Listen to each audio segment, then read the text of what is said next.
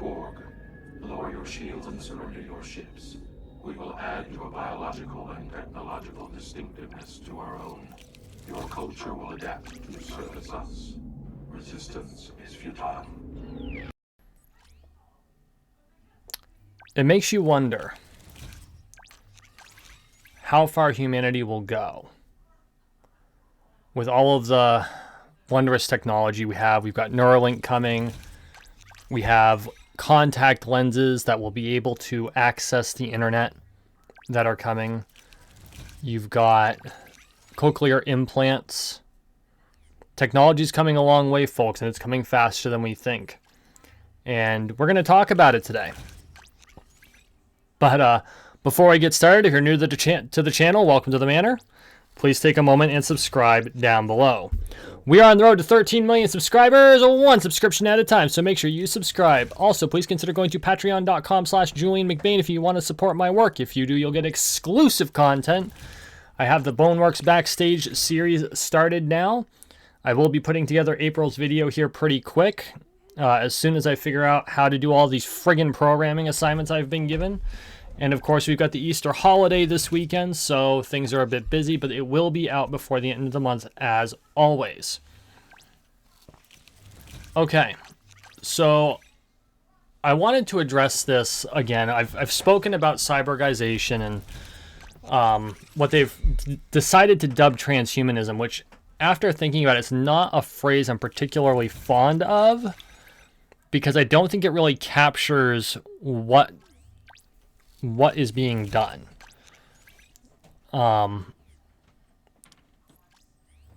What we're doing is we are capturing a new form of future for humanity.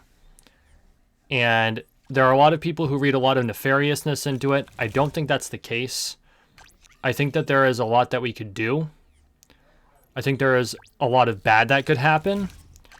And if the audio clip at the beginning of this video did not tip you off, I do have some concerns. So we're going to get into it. As I open the boxes up, I believe we're coming to the end of the boxes here pretty quick. But I did want to share this bit with you. And then we're going to get right back into Mayhem. So let's talk about cyborgization, folks. Here we go. Okay, so let's talk about where we are going with technology. Technology has become the driving force of humanity. It's why we're able to have 7 billion people or more on this planet and still sustain ourselves. Without technology, we would not be able to generate enough food in order for everyone to eat. And that's a really big deal, right? And medical technology is coming a long way, and we're starting to experiment with nanotechnology and micro machines, and I'm not talking about the little cars. Yeah, I can see a couple of you older folks in the back nodding your heads along with me. Yeah, I remember micro machines, the cars, not true micro machines, but micro and nano robotics are coming along. And like in the books Dead World, I wrote about them. In Star Trek, Borg nanoprobes were a thing. Which, by the way, those were independently developed from each other. There are plenty of other examples of nanobots nanites doing great work. And the fact of the matter is that's where our technology is going. Now, there are things we're going to have to be worried about, because the possibility of humanity becoming a species like the Borg is very, very real. And this is something I do want to talk about because I think it's a concern that a lot of people actually do have. And I know that a lot of people throw this into the realm of conspiracy theory or, no, it just could never happen. Well, yeah, it could. And why could it happen? Because people have already thought it up. Because Gene Roddenberry laid it out in science fiction, although I'm not entirely sure Mr. Roddenberry himself came up with the Borg, but because his series generated a species like the Borg, the probability of it happening in real life has actually gone up significantly. And if you're wondering why that would be, I want you to take stock of a few things in Star Trek. And maybe this would have been a better Star Trek like compilation video than an Entropia universe video, But there are pieces of Entropia universe that really work into this too, especially with the robots, which is another distinct possibility of things happening in our world. We could wind up in an adversarial relationship with robots that we originally created. We could wind up in a Horizon Zero Dawn situation because some idiot decided it would be a good idea to make it so that robots could live off of biomass. Okay? You want Horizon Zero Dawn, that's how you get Horizon Zero Dawn. Okay? Technology is moving so fast, and our scientists are pulling a Jurassic Park. They're so worried about wondering if they could, they don't stop and think about whether or not they should. Yeah, but your scientists were so preoccupied with whether or not they could, they didn't stop to think if they should. Now let's think about some of the good things that'll come out of it, and then we can explore some of the traps we could fall into.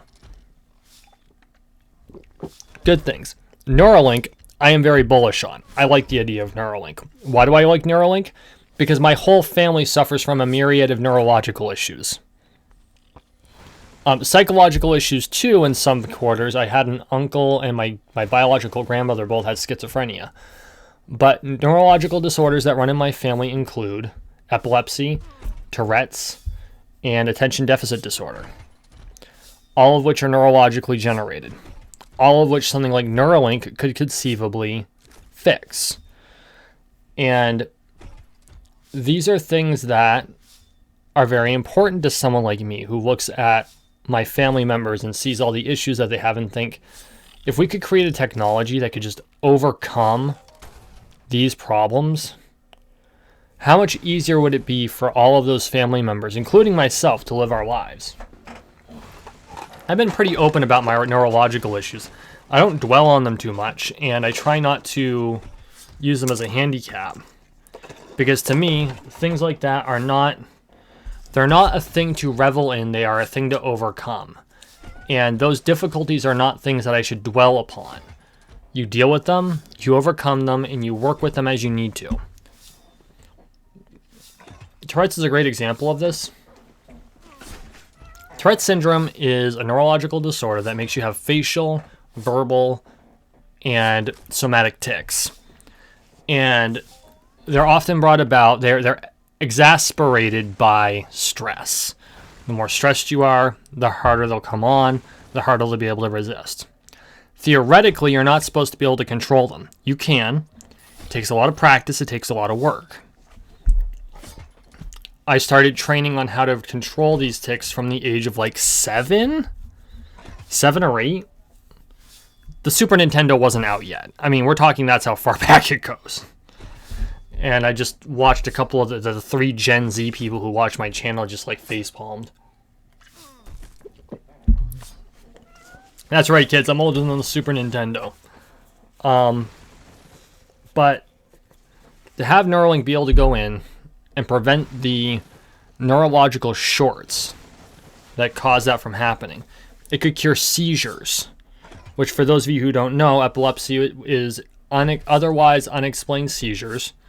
And seizures are a neurological phenomenon where electrical charges in the brain do not correctly connect, causing a short, essentially, which causes the body either to passively pass out, a petit mal, or to randomly move about because synapses are firing randomly, a grand mal. And these are, and I know I'm being imprecise about this because it's been a real long time since I've done any research into it. But it's one of those things that if you had an artificial controller to regulate the neurological pathways, that would resolve seizures. At least it would reduce the danger of grand mals and likely eliminate the petit mals. So there's a lot that could come from that technology. And there's a lot of good that could come from that technology. And if you put a nuclear battery in there and make it easy to change, or even find a way to power it using the very electrical system within the human body, which I believe could work in theory, but we certainly aren't there yet, right? we could solve a lot of problems like epilepsy, ADHD, and Tourette's. Possibly we could solve autism if we knew what the hell autism came from.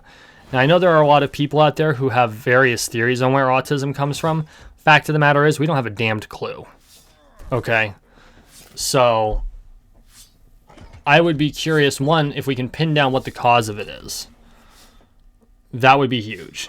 And maybe at that point there would be a technology we could use to solve it. And I'm not talking about a pharmaceutical. It's probably going to be an electronic, if anything. So, those are all things that are coming. Now let's talk about the danger. Because the danger is very real. And they were talking about this on the Timcast IRL podcast the other day. I think it was the episode with Brett Cooper, and I don't remember the other guy's name. His first name was Ben, but I don't remember his other name. It wasn't Shapiro. But if you watch Friday's episode of the Timcast IRL podcast, I'm not sponsored by Timcast Media or the Daily Wire or any of them. If you watch the episode, they really kind of dig into some of the technologies that are coming. And they're really bearish on it, as in they're very nervous about the implications of it. I take a more Cyberpunk 2077 take on it than a We Are Borg take on it, but they do make a few good points. And here's the points that they're making, and this is something I wanted to talk about today.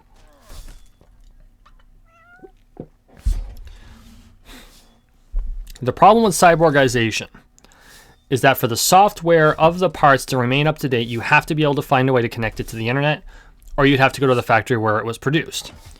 Anytime you connect something to the internet, it becomes vulnerable to hackers. If it turns out that your brain can be hacked in a similar way to the electronic devices that you would have implanted or otherwise attached to your body could be hacked when connected to the internet, because anything connected to the internet can be hacked, someone will figure it out. There's nothing in creation that's been created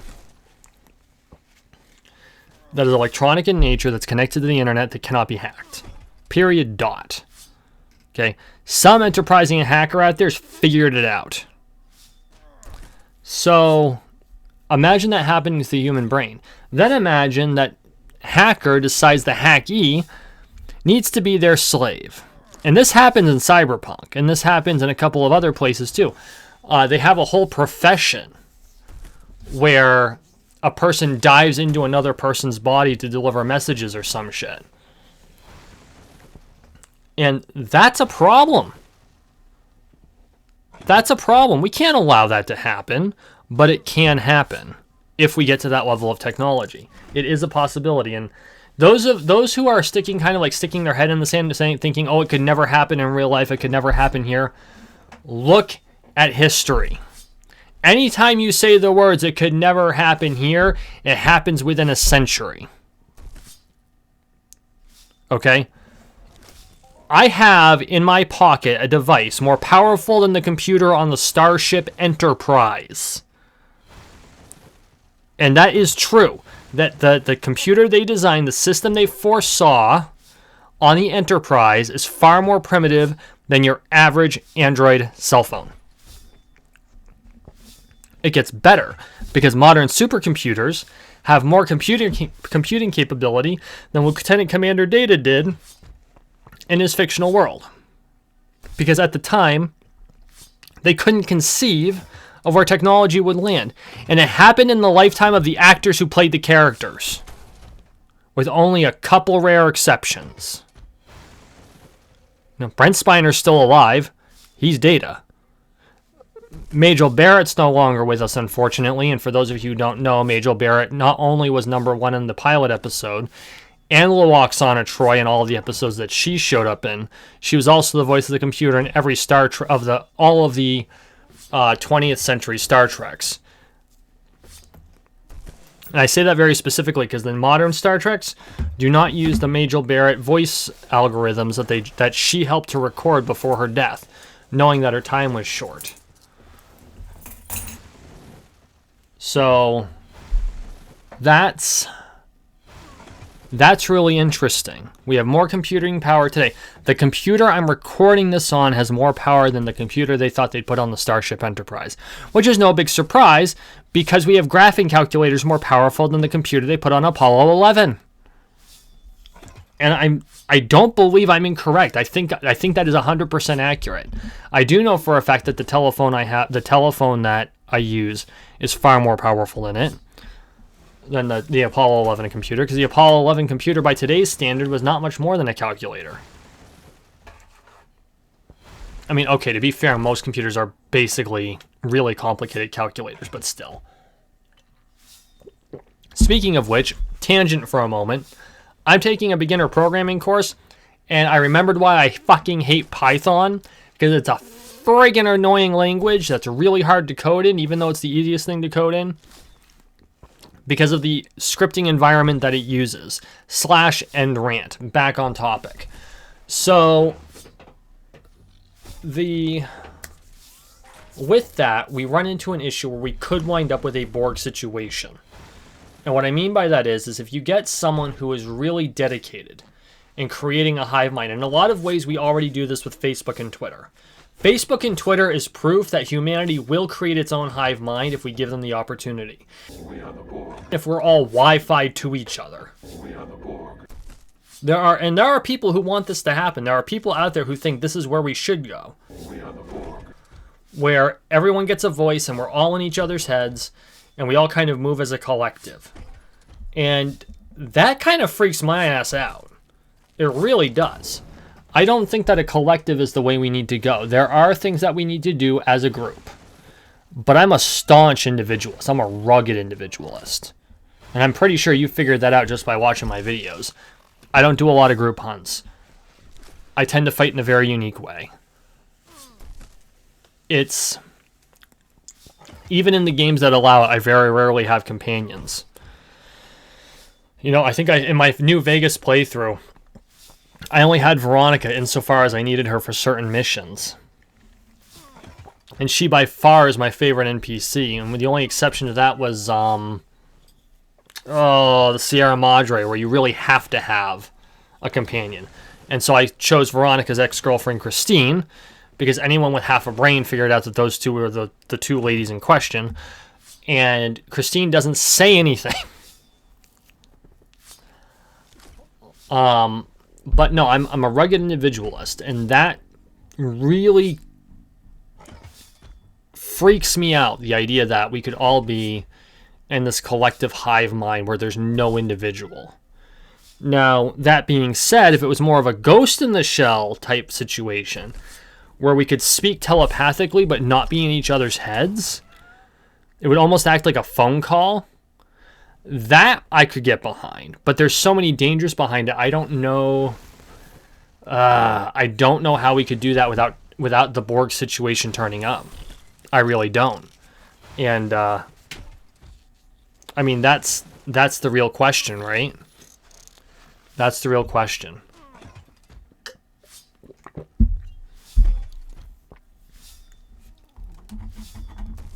And where do we go from here is the next question. And the answer is we don't know yet.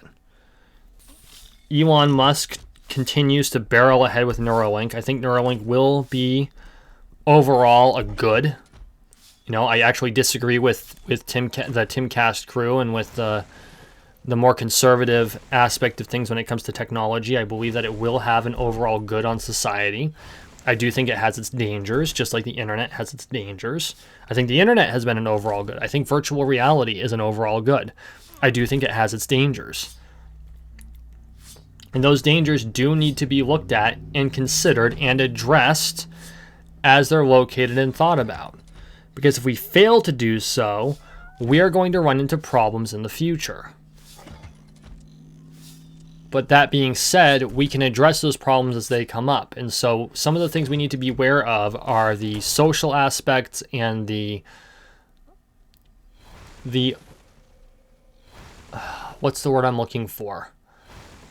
There is a danger that those who opt into the technology will be discriminated against for doing so. But there will come a critical mass where the script will flip. So in the beginning, the early adopters will always get a rasher of shit. That's the way it works. You've got this one guy who coined the term transhumanism. Man that can see sound. There's a word by device. There's a... Oh, maybe he hears color. Yeah, his name is Neil Harbison. And he implanted basically an antenna. Because he's colorblind. And he hears color. And I don't know why he decided to build that extremely obvious antenna on his head, but that's him. You know, just because I don't understand it doesn't mean that I don't fully accept the fact that he has built an antenna into his skull. Okay? Just like when people have cochlear implants. You're a cyborg if you have a cochlear implant. That's just a fact. I have no problem with people having cochlear implants. There are people who are going to look at them, especially kids. Like, you have to teach kids about this stuff. But we're going to come to a point where right now it's unusual to have cybernetic implants. And for good reason. The technology is just not there yet. And a lot of people who do self-body modification, they dig into their skin and they plant RFID chips into their flesh. I get it to a certain extent. It's kind of cool, the idea that I can, just put my hand up against the cashier's card reader and it beep, done. Or go up to my door and hold my hand up to it and beep, it opens. At the same time, ow! And they don't have good medical facilities for that. You're using basically experienced tattoo artists and piercers to do the surgery on you. No, thank you. No, thank you. I would rather go to a chop doc in Cyberpunk 2077. At least they know what the hell they're doing. Even if the sanitation's questionable. But there's early adopters are going to get a rasher. And we got to be careful. Because at some point, the script will flip. At some point, because this is coming whether people want it to or not. Okay? Cyborgization is going to be a fact. There's a lot of reasons that's good, and there's a lot of reasons that's bad. We are just going to have to take it a day at a time. As we progress, more and more people are going to get cyborgized. More and more people are going to see it as normal. And people who choose not to get cybernetic implants are going to start being looked down upon. This is the risk this is the danger we face. At some point, the script is going to flip and people who are all natural are going to be seen as abnormal. You can see this in the Mormon community a lot because Mormons don't drink, they don't smoke, they don't use caffeine. I just realized I missed a global on the screen because I'm too much into what I'm saying, but I'll make sure to put the graphics on there. And so few people live their lives like that now, they're seen as abnormal. Now, whether or not you agree with their religion, whether or not you believe in what they believe is immaterial. There are as many people who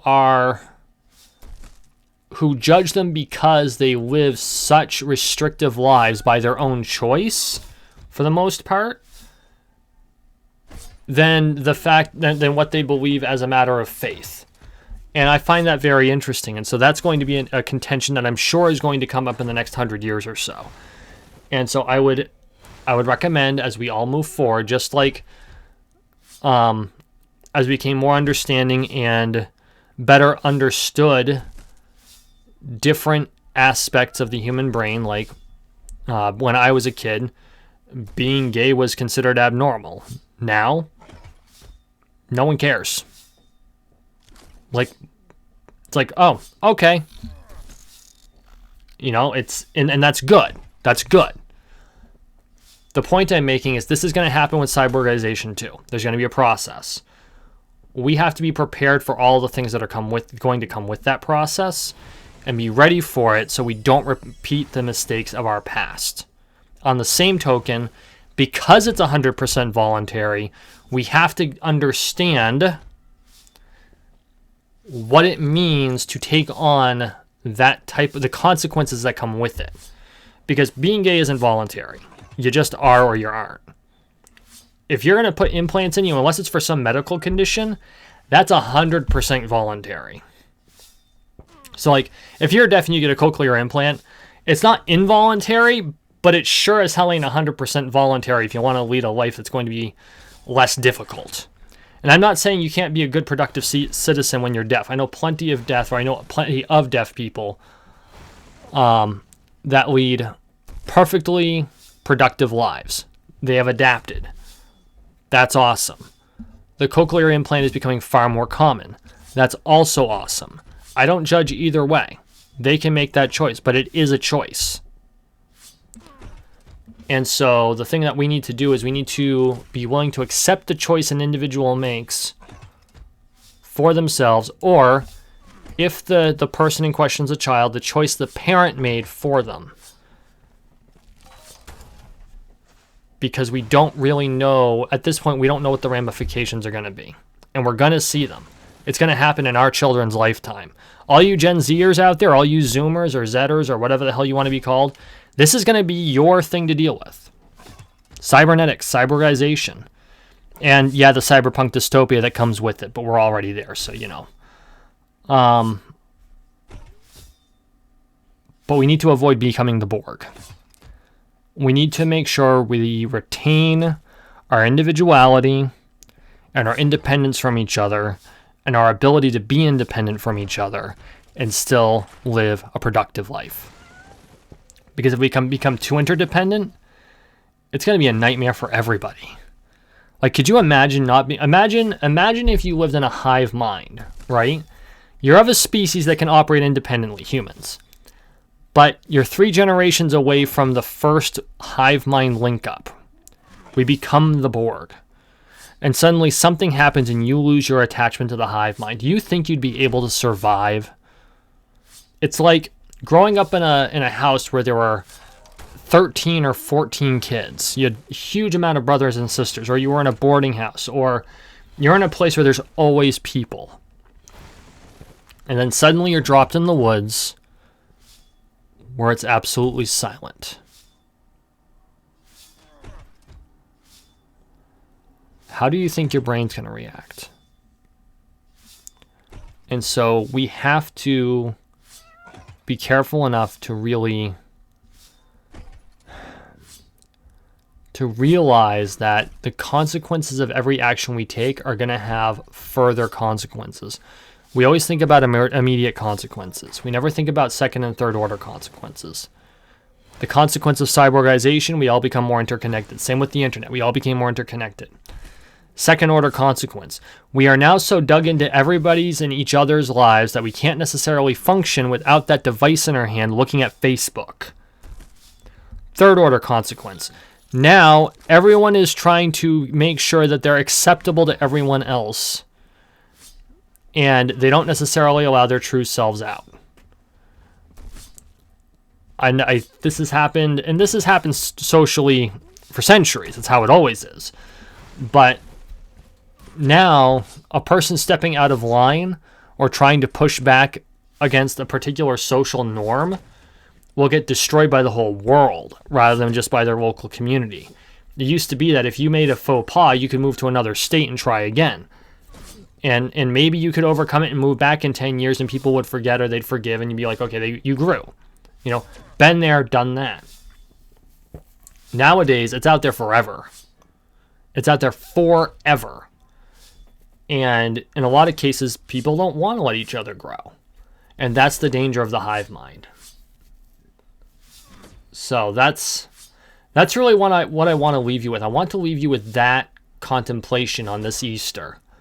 You know, I don't know how many of you are religious. Today is Easter, the day that this comes out. Of course, I recorded it the day before. And for those of us who believe in the in the precepts that back Easter, that believe in Christ and believe in God, understand that there was a sacrifice made so that we could become more than we were. And there's a huge amount of metaphor behind it. I'm not going to get into theology behind it, but the fact is use today for contemplation. And think about where humanity was 2,000 years ago and where we are now. Think about where we could go, that's good, and where we could go that if it was bad. Okay, thank you for watching. Thank you for listening. Please like, share, and subscribe down below. We are on the road to 13 million subscribers, one subscription at a time, so make sure you subscribe. And as always, thank you for all of your support. Huge shout out to my patrons, and we'll see you in the next one.